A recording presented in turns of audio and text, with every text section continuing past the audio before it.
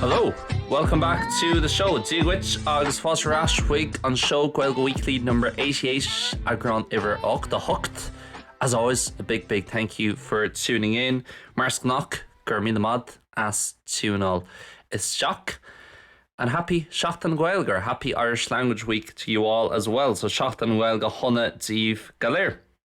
It started, I think it was this last Saturday, ceapan gur thosaigh sé Saturn Shakacha, and it'll be going on until St. Patrick's Day, as it always does. So by sé leanúint tí lá é le porc, mar a bhíonn sé gach bliain every year. And if you were listening last week, most rudé go raibh tú ag éisteacht an Teachtain Shakacha, you'll already know by éasca hana féin that we're going to do a few different things for Seachtain Gaeilge, nothing too crazy. Tá tún cúpla rud difriúil a dhéanú le haghaidh Seachtain Gaeilge, ní aon rud rochthachailte.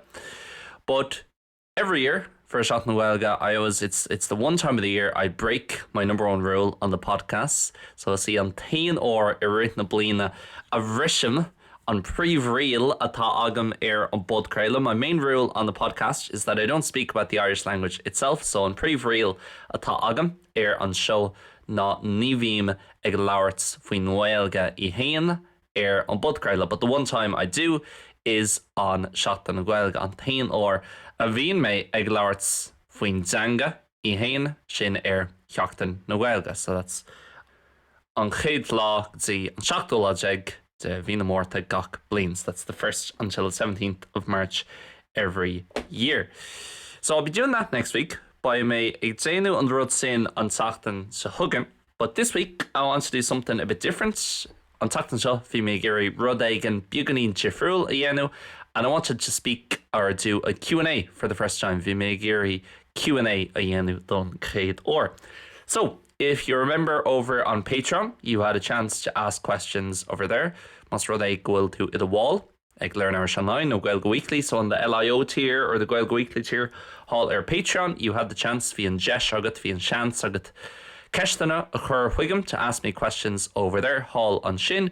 But also I had a story up on the Learn Irish Online Instagram, so make sure you're following us over there. If you are on Instagram, mas rud é gohfuil tú Instagram, sin cínse gohfuil tú inar leanúint hall on shin. Basically asking for questions, and thankfully we got loads of different questions coming in, so hopefully I'll be able to get through all these. Lacuna J by Mainon, I read streets na Ceisteanna fad atá agam an seo as I stall and try and bring them up on my laptop. Here they are. Brilliant. Tá siad an seo. Iontach fad, and thankfully these answers should be pretty well rehearsed.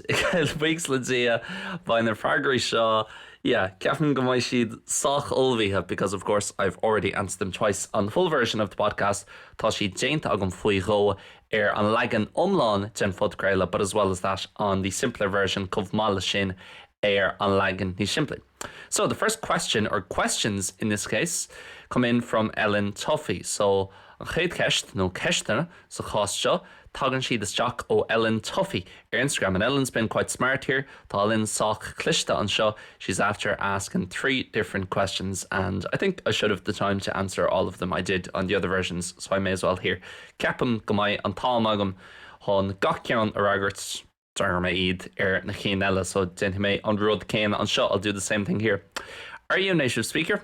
What's your favorite thing about teaching Irish, and favorite country/city you have visited? Okay, are you a native speaker? No, I'm not. No, ní chaintear dúchas mé ar churbe. I grew up right on the edge of the Connemara Gaeltacht. So rugu agus tógu made Zurich and Akan, no Zurich Immel na Gaeltachta. So right on the outskirts, but technically my address is inside Connemara and is inside the Gaeltacht. Go hufagul on Seola atá agam ar as sin éireann, no a bhí agam, or that I had at least when I lived in Ireland, and the address that my parents still have on Seola atá fós ag na Hismóirí. It is officially part of the Gaeltacht tá sé go hufagul mar chuid den Gaeltacht. So, although it wasn't our first language in the house growing up, cénach rá sé mar an chéad theanga a bhí agin sa teach agus mise ag Bhfad Níos. I guess it was always around us, or always around me at least, and there was always a high standard because we were right on the edge of Connemara. Marial go raibh Zurich Immel Connemara, I gcónaí bhí ord caid an agus bhí an teanga I gcónaí timpplairm agus mise ag fása níos as I was growing up. So small stuff, even if I think to going to school or going to mass growing up, it was just normal to hear both languages. Má tá mise ag smaoine faoi dul go dtí an affran, ag fása níos nó ag freastal ar an scoil, an sin bhí sé mar an canárud chun an dá cheanga a chlustal. So if you were mass, it would often, the priest would often be switching from English to Irish for different things. Gomininic bhí an tagart ag athrú idir an mBéarla agus an Gaeilge le haidh rudaí difriúla. At school, maybe one day the teacher taught maths or science through Irish and the next day she did it through English. Beidir láháin bhí an múnseir ag múna mar an planólaíocht nó mata nó rud éigean mar sin trí Gaeilge agus an lád ar gcionn the day after trí mBéarla. So there was that kind of stuff, and even there's a lot of Irish in the GA club that I played with. Talán Gaeilge Tíbhaiste in club Chum Gael around my Gimmert club. So there was always a big effect. So even though I wasn't speaking it really with my friends that much or outside of school, Kenneth Raume, Glaurts, Gaeilge and Lumarca Tivumwe, Chen Skull, no Lemachorja, it was always there and it was normalized, I guess. We didn't consider it as a foreign thing. There are mudza ag smoina foi marud actronach. And I think that's very important. And there's a few questions later about, how can we get more people, I suppose, fluent in Irish? I hate that word, fluent, why am I using it? Is fulam an focal sin, líofa. Níl sagam céimhfá bhfuil me buin túsáid as an focal sin, but more on that later. Níos mó after the break, mar a déirtar tar éis an sus. But yeah, I suppose it was just always there, and like one massive thing, and again, I'll be speaking about this later. One of the other questions by me Clark, we show níos Janie, Cians, and the Cheisteanna Ella. Pretty much all of my teachers were native speakers and therefore had a brilliant level in the language. Bíonna gach múnseir Gaeilge a bhí agam b'chaintrí dúchsa iad. So Marialler sin, because of that, they always had a really good level. Like only bhí level ionach acu, but of course when you have a teacher who knows what they're on about, nor tá múnseir acu, le ord caijan agus tá acu, bhí gachrod ó haimh na Gaeilge in terms of Irish, then that makes a massive difference in terms of how well you're going to be able to speak it. Jen sa sin tíocht allwar mad se le kick of ma agus a bhaid tuan on I a lauert. But as well as that, when I was 16, 17, 18, na bhí mé hart a séideag, seachtag, gachag, I just took a real interest to Irish myself. Bhí sim allwar agam sa Gaeilge agus just hosi mé ag déanú stads ar an Gaeilge lum féin. I started kind of studying Irish, or just not even studying, that makes it sound like a chore. Tá cuméir ghfuil sé cosúla obair an sin, but more than that, just and listening to stuff and trying to speak more out of my head and just trying to use it as much as possible by myself, even if I wasn't always speaking it with other people. Lum féin, few monaraume ag lauerts na Gaeilge le daoine eile. And then once I started teaching it as a full-time job or as a part-time job at first, na husi me ag múna na Gaeilge mar fust part-time sriha agus an sin mar fust lánaim sriha. There's nothing better in terms of improving your level at anything. Má tá tú gurí fios a chur the level le éon rud, nothing better than teaching it. Doesn't matter if it's a language or a musical instrument, just come on mas tanga no mas orlish ceol no éon rud mar sin or anything like that. Teaching it is the best way to get yourself better at something. Ag múna rud éigean sin an chuí is fearr dar lumsa, in my opinion, an éirí níos fearr ag an rud sin. Ceiste rudo, what's your favourite thing about teaching Irish? Honestly, this might sound a bit selfish. Ach, an rud is fearr, the best thing about teaching Irish faoi a bheith an Gaeilge a bhúna has to be just that I have the chance here in Spain to speak Irish every day, and it's part of my job. Goil lauerts na Gaeilge mar chuid de mo fust, because again, a lot of other people might be really passionate about Irish and be able to speak it, but from 9 to 5, Monday to Friday, they're working a job where everything's in English. Oni, go chuig, tá si de goper, bus again, agus tá gachra de mBéarla, and so it's only after work maybe, and at that point they just want to chill and watch the TV or something, and maybe want to watch something in English because it's easier. Beidir gúil si de géirí fécans ar rud éigean ar an telefís, marial gúil sé níos éasca, chun leanúint, easier to follow. So I'm very lucky that speaking Irish and listening to Irish and using Irish is just part of my job. It's even though agus tá an tá go bhfuil úsáid na Gaeilge is tócha mar chuid de mo fust agus chuid ulwar de má fós. So the fact that just Irish is a part of my job and something that I naturally have to use every day, rud éigean a chaithimé úsáid gach lá, that makes a massive difference. So that's something I really enjoy. And obviously just the actual teaching side of it. I know that's a terrible answer to what's your favorite thing about teaching Irish, but it is teaching. And just like múna, rud éigean, and just helping people to kind of better understand a concept or an idea, or helping people be more confident in speaking Irish. Ag cabhrú le daoine chun bheith níos muinení ag labhairt na Gaeilge. That makes a big difference for me as well. Ever favorite country or city you visited? So last question from Ellen. So an Ceisteanna ó Ellen. Berlin. I love Berlin. It's even in Berlin. I've been there about 3 times now. Bhí min sin faoi chrí anish. I feel like I've changed quite a bit as a person since the last time I was there. Ceapim goil mé soch ahrithe mar chuine. It's here on Yearnach around me and sin from the last time I was there. So let's see if I go back. Maybe I won't like it as much. Ma héim arash. Beidir nach that noise sé lom an level céine. I really don't know Neil Sam, but I just think it's so cool because it's whatever you want it to be. If you want to go there with friends for a weekend and kind of be eating out and going out, you can do that, and it's really good fun. Tá tú an dul an sin le cóide, a bheith githumach, a bheith dulamach, agus tá se on a simul. If you just want to go, let's say, sightseeing around the place, má tá tú i géirí just dul ag fámaracht timpeall na háite, you can do that. Is féidir leat é sin a dhéanamh. If you're interested in history, the history of Berlin is unbelievable. An star of bhain le Berlin tá sé do chreidse, and of course everything with World War II, and then East and West, gachar leis an dar chugad Déanta, agus an taobh hir, agus an taobh hór, agus an balla, the wall. So cool. And obviously Berlin certainly has a vibe to it, let's say that. The character is the vibe ag Berlin gone out. Maybe it's sometimes a bit too hipster for my liking, or the beidir goil say ro hipster. Dumsa. But again, it's not kind of forced on you. It's not like you have to be a part of that. It can kind of be a bit like London. It can kind of be whatever you want it to be. It's féidir leis a peirad a bhfuil tú i géirí. So I really like that. I really like Berlin, and I do want to go back soon. Tá mé géirí dul arás go luath. And yeah, I just feel it's just so open as well. There's so much light everywhere. Tá sé co-oscailte. Tá méid sin solas gach, just the way it's built, the way it's laid out. I guess a lot of it was reconstructed probably after the Second World War. Stocha chuid's words rinú arísé agus tógu arísé taréis an dar chugad Déanta.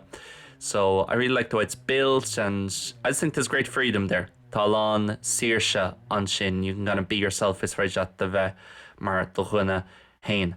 But I haven't been there since 2022, which isn't too long ago. 3 years. Ní raibh sin Gavil's fé though, so yeah, 3 bliain ó hin. So I would like to go back and see, has it changed, or is it still my type of city? Almost say fós mar sais machinal carrock is stoka. There's a bit of noise coming from upstairs. Someone doing some work.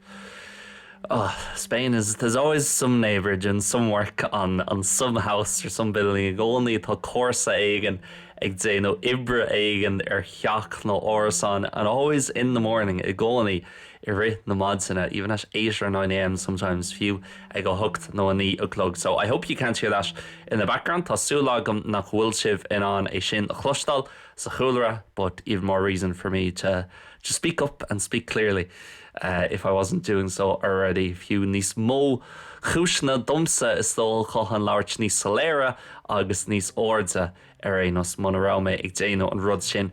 Hanna féin. Another place I love, Ellen, is Bosnia in general, specifically Sarajevo. I was only in Sarajevo and Mostar, ní raibh mé ach is Sarajevo agus Mostar ach Sarajevo do chreidse. Gandaush an Arch is cool, the coolest place I've been to in my life. The history, unbelievable, very sad. Do chreidse on the Ronach, but the fact that it's so recent, go say near Harla sé ach tro go bliain ó hin, fiú níos lú. Ní teag nó go chathair, ní teag nó go cuaig, timpeall ar an am sin, 1994, 1995. Around that time, you're walking around the city and so many places still have like bullet holes in them. Tá tú ag siúil timpeall na cathair agus an méid áitna, an méid fergan agus fós tá bullet holes, no mortar shell, kind of Sam Calais and Focalir few mBéarla kind of impact areas where you can see where the mortar has gone in. Tá sé do chreidse in áir. It's unbelievable, and really cool city, amazing countryside. The way Sarajevo's built into a valley and it's got the hills around it, which is part of, unfortunately, why a lot of the bad things happen there. But the sin mar chuid den scéal cén fá a tharla na drucrudí an sin and the siege and so on. But cannot recommend enough. Super cheap as well. I know that's kind of a shallow reason to go. Thosaitheoirí sin rócháin, but you know, for a lot of people, you might not have too much money to spend on holidays. If you can get to Bosnia cheap, you'll spend no money while you're there. Má tutain an dul an sin agus shricú an áit, gone more on arrogant a chathú. You won't spend much money while you're there. Níl tú hon more on arrogant a chathú agus thosa an sin. I'd really recommend Bosnia. Beautiful country, really nice people. Tír all-in tána daoine jazz, and yeah, real shocking but interesting history. So beidir go one for a gach asset. The history might shock you, ach tá sé simil, it's interesting, agus is fiú it's worth it, and you'll learn something for sure. Full of moille to rud ag an arenas. Ellen, thank you very much for listening to the podcast. Took ages there to get through everything, but it did on the other shows as well. Hug sé a lá láma dom chun dul tríd na Ceisteanna fad an sin, ach bhí sé mar an rud chéine na seoanna eile. So thank you for the questions, Ellen. An chéad ceistela ó Oran Roach on Instagram. So Gormad asks and guest Oran, thank you for the question and thank you for listening to Gaeilge Weekly. Not sure if you've spoken about this before, but I would be interested to hear your thoughts on why Irish language education in Ireland generally is so extremely ineffective, and what steps can we take to improve the situation as individuals, as a community, or as a society. Ceistín took Oran. Agus I'll probably be speaking about this more next week. Seans má go make large Bhfad Níos Simplí seo an tachtain seogan, because I'll be speaking about the language itself next week by make large faoin teanga I hain an tachtain scaite. But this is the one thing I would say, the main thought that comes to mind when I think of this an príomh smoin of istócha a hagan chuig mensin agus a rihin lum nar tá ag smoin of seo. In Ireland, we put way too much emphasis on secondary school Irish education and not enough on primary school. So in Éireann culture, a wad nummarcha béim idscus na Gaeilge sna meánscoileanna agus ní curtar nóhan béim idscus na Gaeilge in munscoileanna. Because if you're going in at 12 years of age in secondary school, má tá tusig dul isteachtaí meánscoil gábh líon ag díos, and you already don't have that good Irish. Your Irish is very broken. Tá the chuid Gaeilge an bhirste. You could have the best system and curriculum in the world for the next 6 years. You're not going to get very far with the Irish. You know, it's common mantá an curriculum agus an course educus is far sa dhaoine agat ní bhaid a chuid Gaeilge róha agus tá sa 8 mbliana déag díos. Why? Because you've missed the boat at that time. It's too late. Tá sé ró dhéanach. We all know how children soak up languages and soak up information like nothing in the first few years of their life. I don't have the science with me, I don't have the research, Níl an ólas agaman seo, no Níl an taide agaman seo, but we all know up until whatever age it is, and ballparking here, you're but roughly about 8, 9, 10 years old, that if you're surrounded by language up until that age, you'll have a decent level in it, at the very least, in terms of being able to understand it. Lied by Timanan a Hishkinch. So we need to put more emphasis on that. Caithfear níos mó béim a chur sin bhunscoileanna on primary schools, because again, if you're surrounded by Irish in between, let's say when you're 4 years old up until not even 12, let's just say 10, má tá tusa bása sa Gaeilge idir nar táú ceithre bliana díos agus fiú 10 mbliana díos. Ní méid láirt faoi gáéag agus deire na bunscoile at the end of primary school, but just up until 10, let's say, up until the end of 4th class, deire rang a cahar. Your Irish is obviously going to be so good then, or to a decent level at least by the end of that. By se go má go pointe aréanos ag deire na tréimhse sin. But you meet so many, or I meet so many primary school teachers, and obviously all primary school teachers in Ireland have to have the Irish qualification and have to teach Irish gach múnsar bunscoil in Éireann caithfear an level Gaeilge agus an cháilíocht Gaeilge a bheith acu agus caithfí siad an Gaeilge a bhúna. But I speak Irish to them sometimes, and like, and I don't mean this in a mean way, I don't want to be mean, ní mé géirí a bheith maslach, but I'd be listening to them speak and I think your Irish is nowhere near the level it should be if you have to teach someone this. Níl the chuid Gaeilge in aonas níl tú an tada as Gaeilge. You can't do anything there. And again, that's not me trying to be mean, that's just me being realistic about it. Now, I was lucky, as I said earlier, that I grew up somewhere where all the teachers were native speakers anyway. Bhí an tá ormsa gur an chuid beidir ní gach múnstre, maybe not every teacher, ach an chuid is móds on the múnstrí ba chaintrí dúk siad. They were native speakers, or even the ones that weren't. Few na cín nach rá mar chaintrí dúk siad. They at least were. I think in Galway in general, especially near Galway City, the standard of Irish is always high. Ceapan gachats in Aileh bheith gahar na Gailge bheith mar hampla an caidan soch ord. So that was an advantage, and I was obviously lucky from that perspective. Bhí an tá orm ó thaobh sinse. But yeah, like, what chance do you have if you don't have a good grounding in Irish, if you're not surrounded by it when you're 7, 8, 9, 10 years old? Man bhfuil sé timpealart, man bhfuil caid an bhá ad, no caid an bhá ag the chuid múnseirí. If your teachers don't have a good standard when you're that age, then it doesn't matter. You may as well leave it for secondary school. You may as well just do pass or ordinary level. It's just an chun level a dhéanamh, because what's the point? So it has to be more focused on primary school and taking massive advantage of the open goal.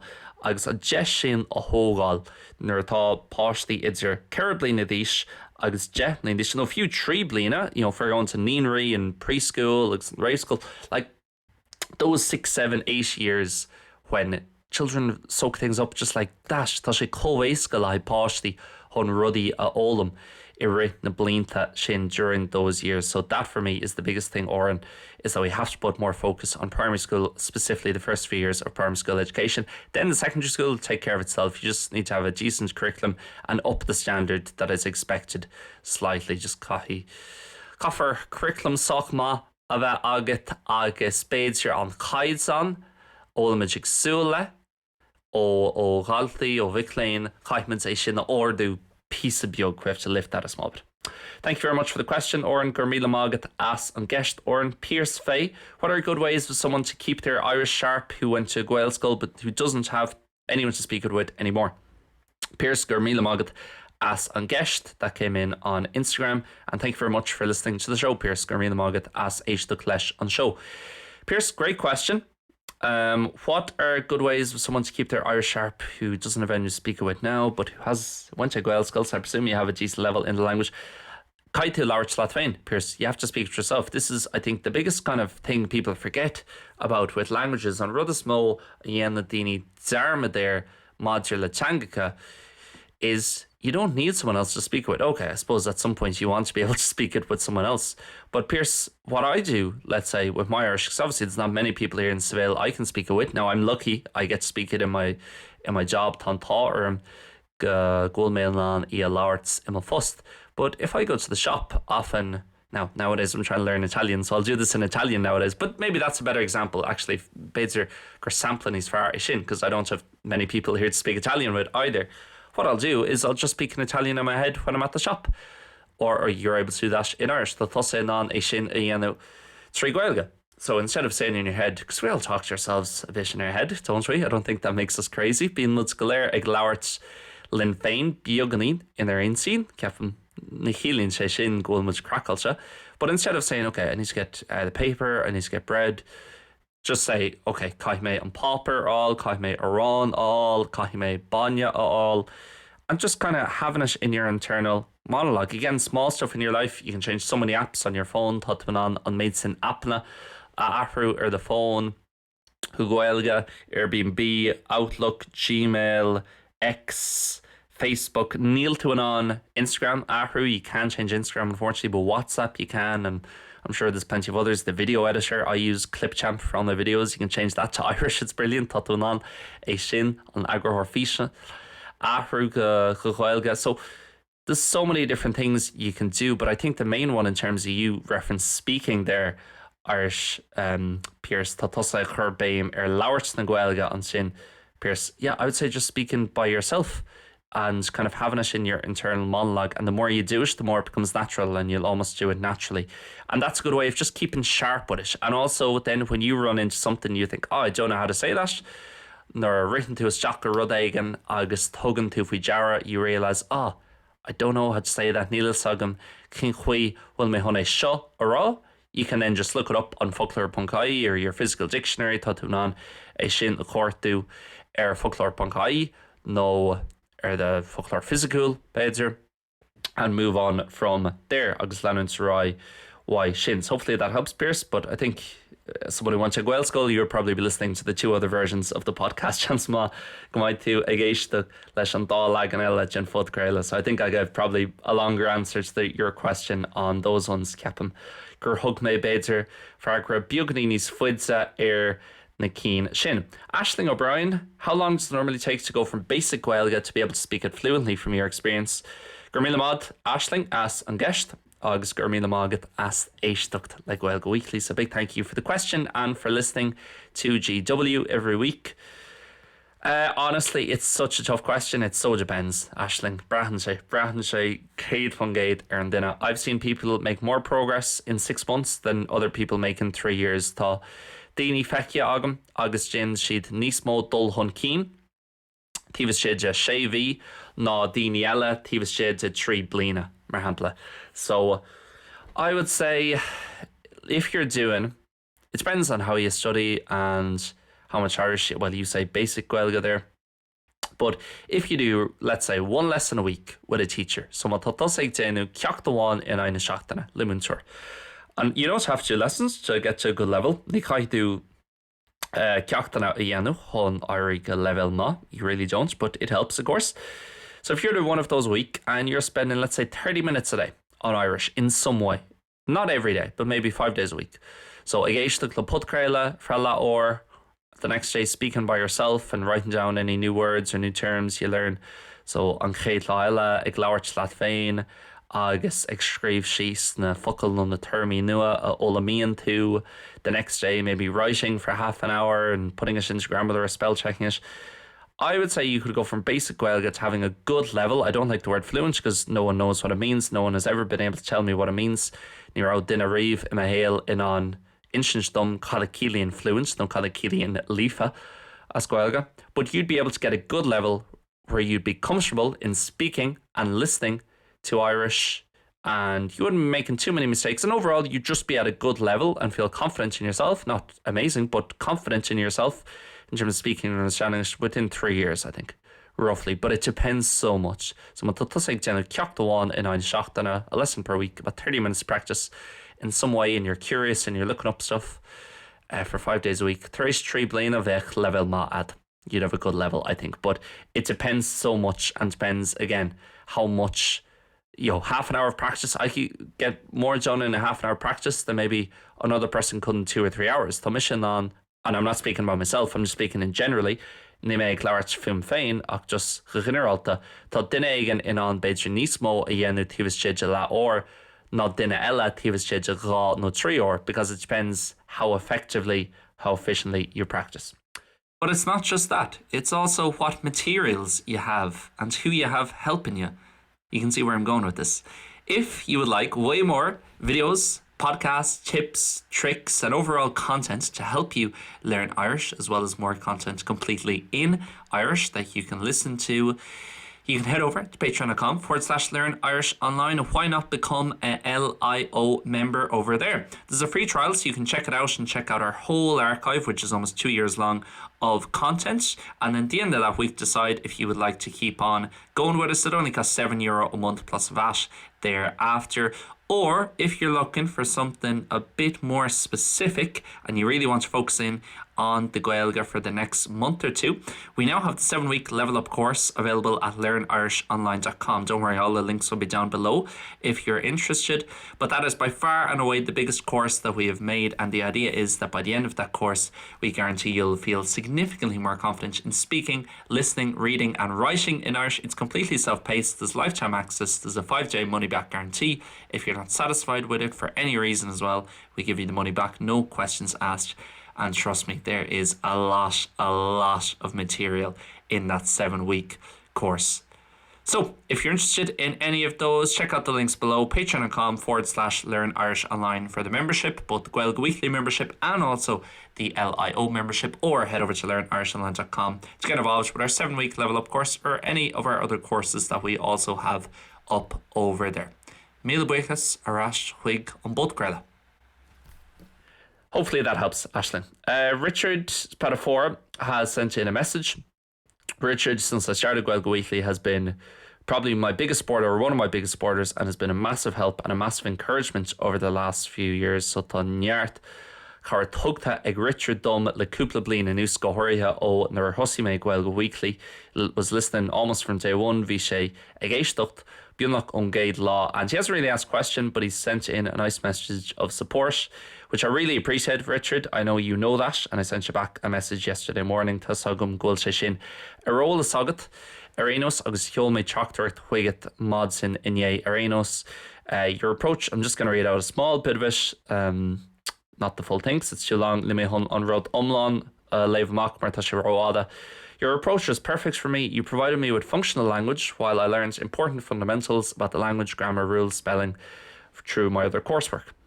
Just yesterday I was listening to this week's podcast at the gym, and I found myself chuckling and laughing and agreeing with you and almost talking back to you in Irish in my head. And at one point I thought, wow, that's amazing. So thank you. Your work has had a tremendous ripple effect on learners like me.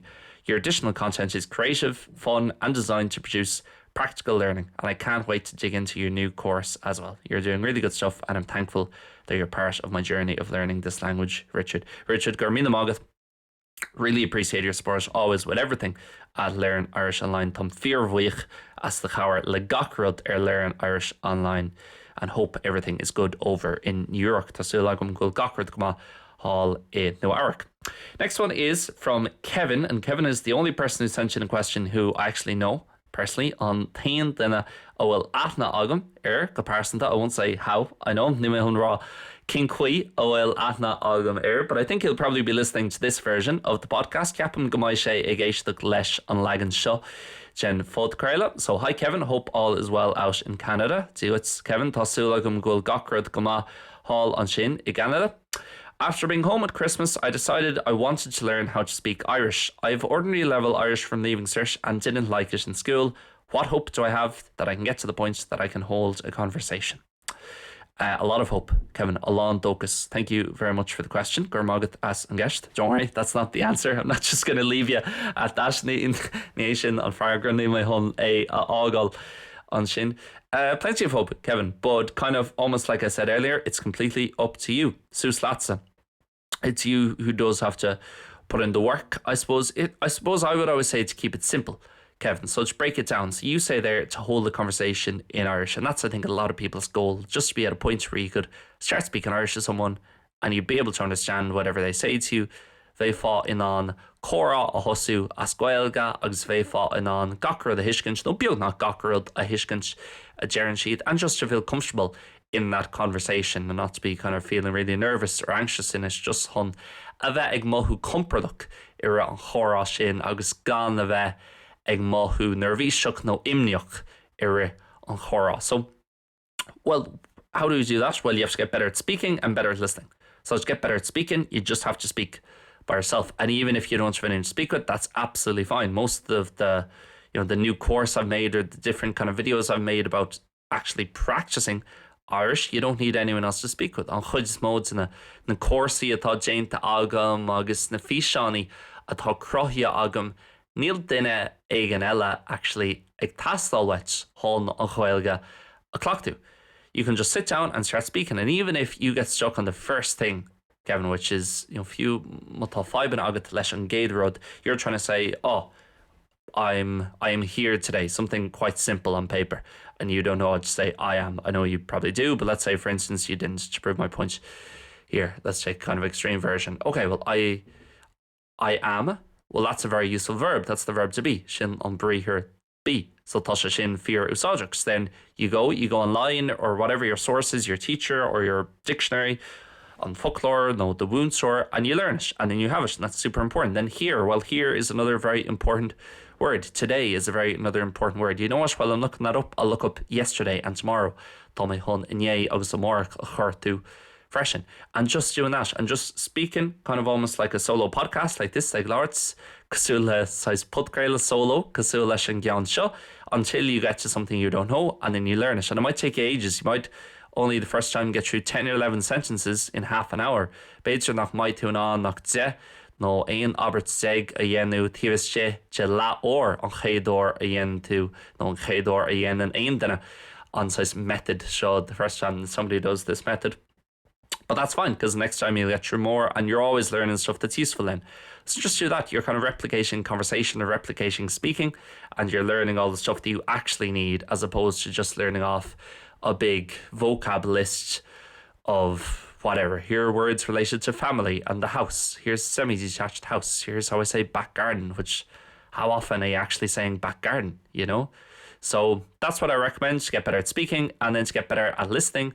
Chun airí níos fearr ag éisteacht agus rudí a thuiscint. It's fine listening to things, but you know, understanding them is more important. Tá sé ceart go leor a bheith in an éisteacht le rud éigean ach níos tábhachtaí a bheith in an rudí a thuiscint. Just listen and listen and listen and listen and listen and listen and listen. Kevin éisteacht agus éisteacht le níos mór rudí an tám ar fad. And make sure as well to listen to different people. So don't just listen to one person, listen to different people, different dialects, and it just does get easier over time, as difficult as it is to start off. Listen to stuff with subtitles, watch stuff with subtitles, listen to stuff without subtitles. Éisle rudí gan na fóhéidéil, leis na fóhéidéil. Difficult stuff, easier stuff, probably when you're starting off, everything is difficult. Chance mat nor thought to tosu mak ta gachar sacker, but keep it simple. Just do those two things. So literally you're listening and speaking. I know it sounds so simple, thosaitheoirí go cuma on a Simplí air, but it's true, because again, if I want to play the piano, I don't do push-ups to get my fingers stronger. Ma tá mise géirí an piano a dhéanam, na dhéanam push-ups, chun níos mó láidsreacht a chur isteach in mBéarla, and equally I don't run around the piano, or I don't study the inside and the anatomy of the piano, nimí an stadsir dhéanam, or you know, kunasatá on piano tíbhaiste. I sit down and I play the piano, even if it's something basic like the scales. You know, sim shees agus Jane Americt on piano a dhéanam. Fiú más rud sách Simplí é cosúil leis na scales. So that's my advice, Kevin. Thank you very much for listening, and as I said, hope all is well in Canada. So gur míle mágat as an gceist. Kevin, gur mágat as éisteacht agus tásúil agam go bhfuil rudí cumá I Canada. Is that every question off Instagram? I think it is. So let's head over to Patreon. We have 4 more questions here. Tá chéire ceist eile agin hall ar Patreon agus an sin baimid Déanta. This is going to be a long podcast. Put Gaeilge fada a bhaid ann. But Seachtain Gaeilge atá in sí. It's Seachtain Gaeilge, so what harm came ducker.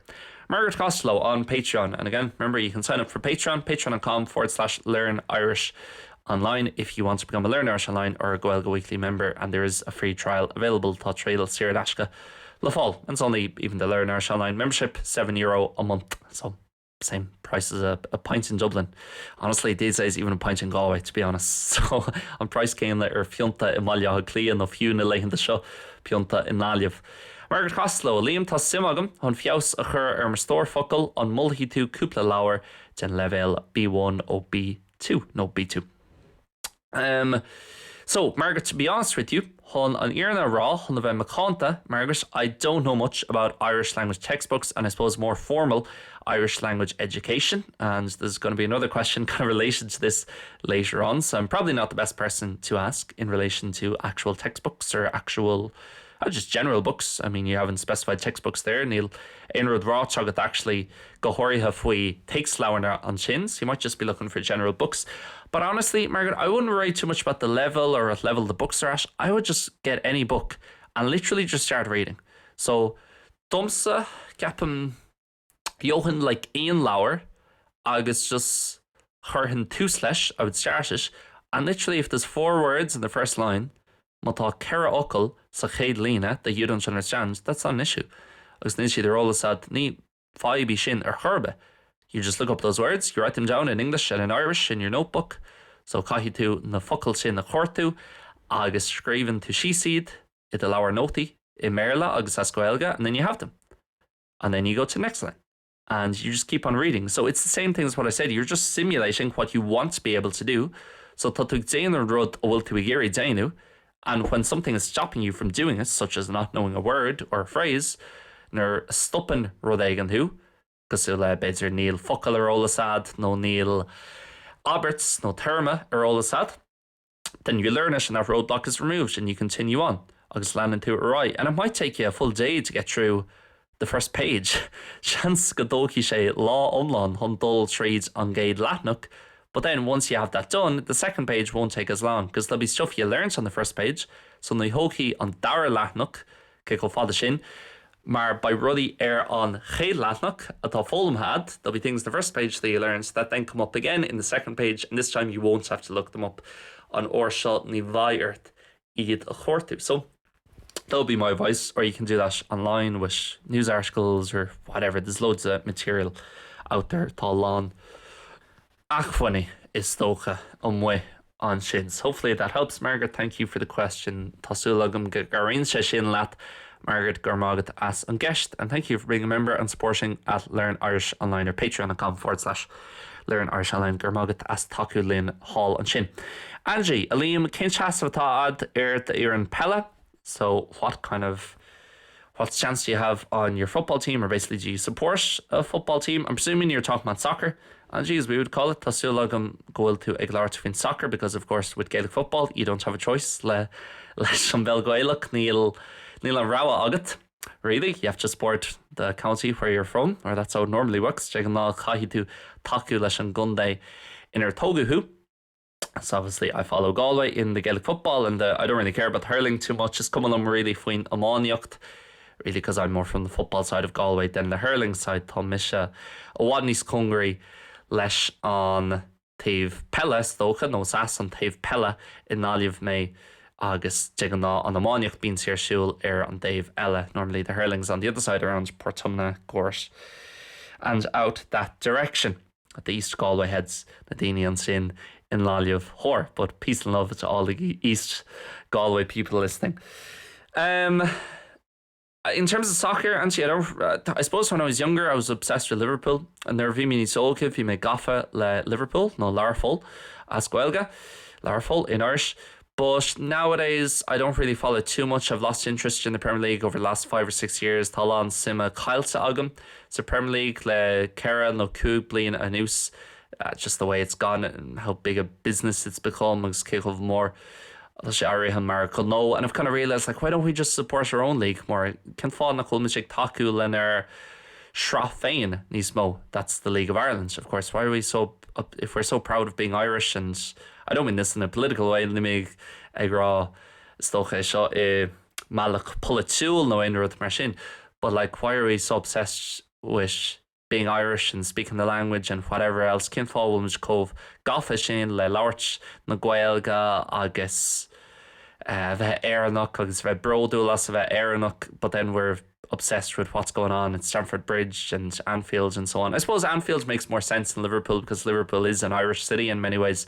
Is cathair éireannach agus Manchester freisin Manchan chomh maith. They're such heavily influenced by Ireland. Tá an méid sin sunker an sin on Éireann. But yeah, I've kind of lost a lot of, I suppose, interest in the Premier League in recent years. Tá an sim cailsa agam, but I still like to see Liverpool doing well, and I'll watch when they're playing United or whoever. Tá mé hun fécham sarthúd nar tá siad ag imirt in United, no, for na cosúil a sin. But really, I suppose I support Galway United these days. Been make taku like Gaeilge Weekly na leihan the shot, who've got off to a brilliant start to the season. I think 2 wins, 2 draws, is it so far?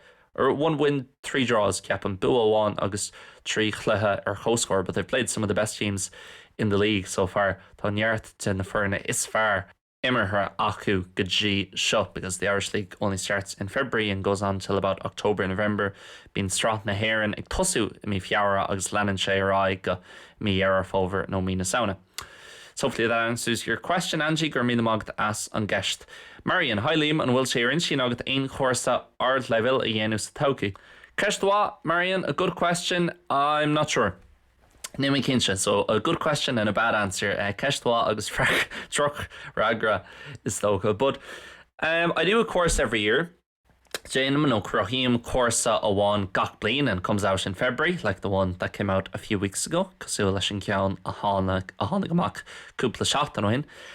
And will I do one next February? Yes. On my mate ag déanú ceanna aigen an stocha bhí fiabhas se thugan by me, or ceapam go my mate ar aonos. But what type of a course it'll be, cén size course of my own, I have no idea. And I won't have an idea ní bhaid smaoine bhagam until maybe November or December. Could see beidir mína sauna, no mína nullag, maybe a follow-on course for the beginners course, the bun chorsa, beidir course on cabhrú le daoine agus coursa le úsáid le daoine atá críochnaithe leis an bun coursa, maybe, beidir. We'll see at the end of this year, at the start of next year, feicimuid ag deireadh na bliana seo, no beidir tús na bliana seo thugan. But advanced course, I should have translated the question. Hi Liam, do you have it in mind to maybe make a kind of advanced course in the future? Yeah, for an advanced course, I know it'd be tough to do one for advanced learners. Fixed Zachar on Kian la Yenu Lahidini Egord level, because you don't really know what they've covered, what they haven't covered. And I think when you get to that level, a lot of that practice has to be in person. It can't just be materials that I provide, like podcasts or videos. Coffer and clock do a yeah, one-on-one, no, a bheith ag labhairt le duine éigean agus breathan sé ar cén size Gaeilge atá ag an duine. You'd find says what type of Irish does the person have themselves, what type of mistakes do they have, what are they good at, what are they not so good at.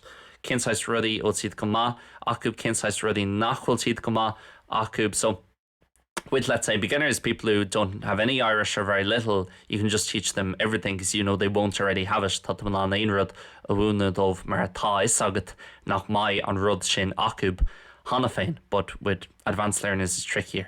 Le daoine ag ort level tá sin níos deacair. So probably not, Marion, not for the foreseeable. Ceapan an bhliain se thugan ní bhaid me ag déanú cuasa or level. But who knows? Who knows, ní lis agéine. The last question then from Jonathan. Hi Liam, tá siúil go to go maith. So hi Liam, hope you're good. Tá ag smaoinemh ar scrúdú TEG a dhéanamh. So I'm thinking about doing a TEG exam, that's TEIG, which I believe is the official kind of classification for what level of Irish you have. An dóigh leat gur rud ma a dhéanamh. Do you think it's a good thing or a good idea to do it? Beidir an bhealach bhá chun dul chun cín a rianús, maybe a good way to kind of promote or, sort myself out in doing some progress or getting some good progress. If you make fólam le gá bhliain anús, ach tá level A2. So I've been learning for the last 2 years, but I'm level, well, he thinks he's about level A2. Thanks very much, Jonathan. Gur míle mágad, Jonathan. Thank you very much for the question and also for supporting us on Patreon. Gur míle mágad as an gceist agus chomh sin as taú linn ar Patreon. Honestly, Jonathan, I don't have too much interest myself in the official classifications of languages and the official language exams. Níl mór an sim agam mé féin sna scrúdaithe leid sangacha agus level A1, A2, B1, B2, the different levels A1, A2, B1, B2. I've never done one for Spanish. Níl ceann Déanta agam line Spanish and I don't have an interest in doing one. Níl mór an sim agam I ceann ianú. Because I think, I could do an exam now for Spanish and get C1. For example, so like bheith mission an ceanna dhéanamh dearchanis agus C1 all. And one of my other friends here could do it as well, and he could get C1 also. So bheith cheann sa mo chóirde an seo in an A dhéanamh agus C1 all freisin. But I know he can speak and understand Spanish a lot better than me. Tá agam ghfuil sesin in an Spanish a labhairt agus an Spanish a hiiscint ó bhád níos fearr ná mé féin. So what does it really mean? Like cad a chilíonn sé if we both have C1? By the exam says that we both speak at the same level. Dearan an scrúdú gúil an bhirtsigín ag an level céine, but it's just because someone in Madrid correcting the papers has said so. Tá sé sin mar gheall gúil sé ráite ag duine éigean in Madrid ag ceartú na pápairí. And as well as that, the levels are so broad. Like there's only 6 levels, 7 levels altogether, and you like sé level no shocked level A1, A2, B1, B2, C1, C2. Ceapan sin A, C3 is a native, I think, so it's not really a level. Maybe in C2, no, C3 I think is native. So sé level, like there's way more. I have so many different friends who speak Spanish as a second language. Tá maids in chords agam agus laríonn siad an Spanish mar an dara and they all have different levels. I can't think of 2 people who have the same level. Ní féidir lumsa smaoinú ar bhirt atá an level céine acúb. So I don't like how generalized it is. It's kind of like when you're doing the junior search, for example, and the ones give you A1, A2, B1, B2, B3. I know it's similar letters, but a completely different grading system. So, of course, umlán difriúil like tána litricha mar an ggéine. But like for the junior cert, they would just give you an A, B, or C, or D. And it's like, this is so broad. This doesn't tell me anything in terms of how I did. So I would like to see a system where you get a score between 0 and 100. For bhrálum course eáil, agus fine to score id zir a nád agus a hen chéad. And maybe this is something I'll create in the future or mess about with in the future. Beidir gur rud é seo a dhéanamh mé sa todhchaí. No, beidir can dhéanamh mé iireacht chun é seo a crothú. No, chun é seo a chur chun cín to kind of promote this in the future. I think that would give you a better idea. Going back to the example of me and my friends who would both be at a C1 level in Spanish, mé féin agus ma chara agus an bhirtugain táid beidir ag level C1. I don't know my C1 or B2 or whatever. It's just an example. Ní lánach sampla. Well, maybe he'd get 71 in that test and I'd get 66. You know? So beidir go his session Seachtaoin agus mise 66, and then you can see the difference between our levels, even though, okay, we're close enough a level, but I know he's still better than me. Táid sá congrach ó thaobh level Spanish de, but really I know his is better. Thosaitheoirí bhfuil chuid Spanish níos fearr. So that for me is why I don't like those exams, Jonathan, but there are advantages to doing them. The buntáistí, lob gan doubt, one of the big ones, and you kind of mentioned it yourself, tá sé sais lúte agat féin, is that it'll give you some motivation. So if you have the exam, so tá sé an buganín spraga a thuirtis, má tá an scrúdú agat I miúil, mar hampla, if you have the exam in July, well, you have something in the future to be working towards, and that'll kind of force you to, you know, put a bit of pressure on to say, come on, John, you gotta work of it, caiid tú over buganín, and gives you something to work towards, work that you may not do if you didn't have the exam schedules.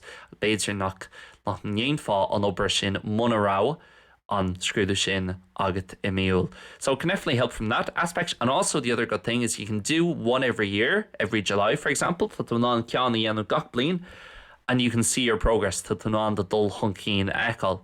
But again, the things are so broad that you could be A2 this year, John, and then A2 the next year, but you might have improved loads, but the levels are so broad and the levelly chomhpháirtíocht sin that it won't show you. So personally, I wouldn't recommend it, John, unless you want something to kind of push you, in which case by all means go for it, but don't let an exam tell you whether you can speak.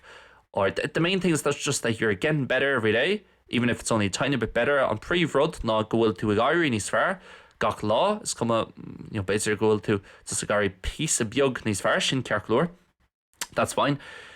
But that you're getting better every day and that you're enjoying it. Go bhfuil tú ag éirí níos fearr gach lá agus go bhfuil tú ag buint feabhas. If you go to bed every day, John, or most days, and you feel like you've improved, má tá tusa ag dulg dé an labba gach lá agus moille tú go bhfuil feabhas tagcha chuid Gaeilge an lá sin, then honestly over the course of a year, 2 years, it'll add up. That'll all take care of itself. Don't worry about the level. You'll be at a B2 level without noticing it, or whatever level, in a year or two, but just keep on getting better every day. That'll be my advice, but as I said, there's reasons to do it as well, so whatever suits you. But that's my 2 cents on the matter sin mo písa chorla chorsaí slócha.